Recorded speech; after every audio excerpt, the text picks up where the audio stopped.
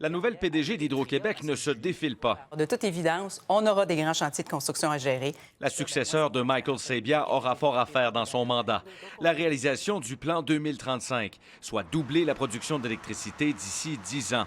Ériger de nouveaux barrages, multiplier les parcs éoliens, rien de moins que le plus grand plan de développement de l'histoire de la société d'État. 50 de l'énergie qui est consommée au Québec est de sources fossiles.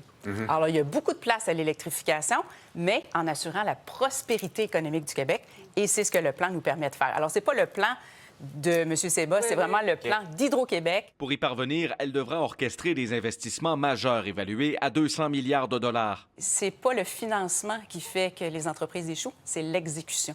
Et moi, ben ça donne que c'est une de mes forces. Forte d'une longue feuille de route chez Hydro-Québec, l'ex-vice-présidente exécutive a notamment mené à terme la construction du complexe hydroélectrique de la Romaine. Elle débutera ses nouvelles fonctions de PDG samedi. La 4e personne à occuper ce poste en 10 ans. Il y a eu quand même 4 PDG en 10 ans. On se pose des questions, mais on n'a pas le choix de faire confiance. L'autre madame avait été très bonne aussi, fait que je pense qu'elle fait partie de la maison aussi. C'est une personne qui a travaillé 25 ans chez Hydro-Québec, donc j'imagine que quelqu'un à l'interne, ça doit être plus facile. Vous pensez que c'est la bonne?